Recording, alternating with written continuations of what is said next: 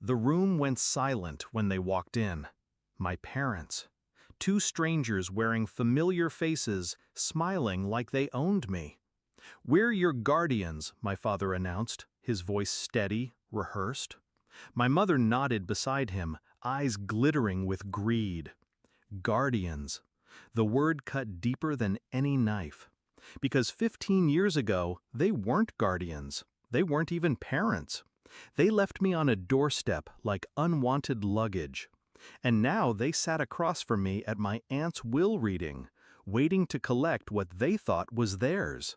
The house, the money, my aunt's legacy. They didn't notice the folder in front of me. They didn't see the trap already set. I was 12 the day they disappeared. One fight too many. One bill too late. And just like that, they walked out. I still remember the way my father's taillights vanished down the street. My mother didn't look back. My aunt found me crying on the porch. She didn't ask questions. She just pulled me into her arms and said, "You're mine now. I'll take care of you." And she did. She gave me more than food and shelter. She gave me dignity. She taught me control, discipline, patience. Revenge, she once told me, isn't about anger. It's about timing. When she died, something inside me broke. But grief wasn't the only thing that arrived at her funeral. My parents showed up too, bold as ever. Hugs, crocodile tears, empty words about family. That's when I realized what they wanted. Not me, her money. And that's when the planning began. I didn't push them away, not yet. Instead, I let them back in. I let them talk. I let them dream out loud about the life they'd live with our inheritance. They called me kiddo again. They asked about my plans. They tried to rewrite history with fake warmth. But every word they spoke was evidence. Every sentence exposed their greed. I saved every message, every voicemail, every desperate email asking when the estate would be settled. I kept my face calm, my voice steady, because you don't show your hand before the cards hit the table. At the will reading, I sat tall in my chair, hands folded. They were buzzing with excitement, whispering to each other like gamblers about to win big. Then the lawyer walked in. My lawyer, not theirs. The color drained from their faces when they saw him. I had anticipated their move months earlier.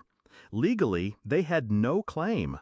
They'd abandoned custody years ago. But greed makes people reckless.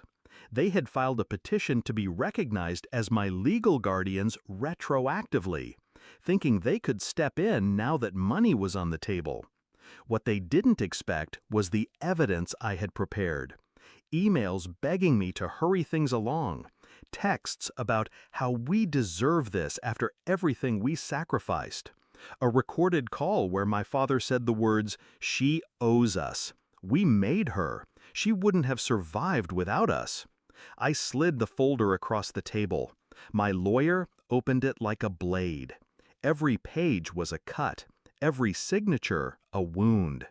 Their smiles cracked. Their hands shook. By the time the lawyer finished reading, they weren't parents. They weren't guardians. They were strangers caught red-handed. My father tried to recover first. He leaned forward, voice shaking. This is a mistake. We're family. Family." That word used to mean something. Now it was poison on his tongue. I looked him in the eye and said nothing. Silence was louder than anger. My mother reached for me then, tears pooling in her eyes. For a second, I saw fear, not of losing me, but of losing money. That was the moment I knew they were finished.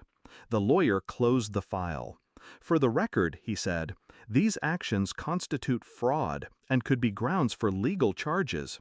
My client has chosen, mercifully, not to pursue them." Mercifully. That was my final gift to them.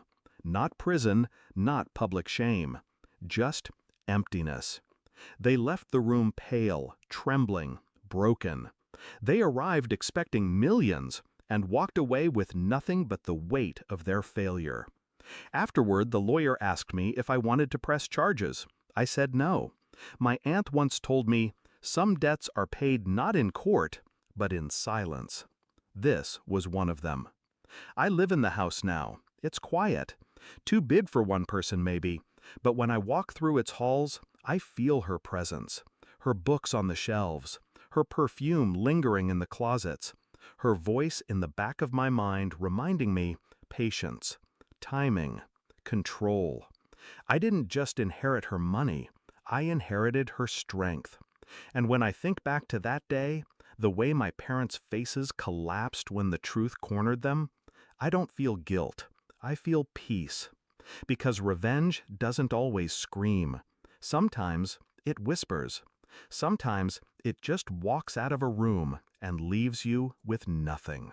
That day, I left them exactly what they gave me 15 years ago. Nothing.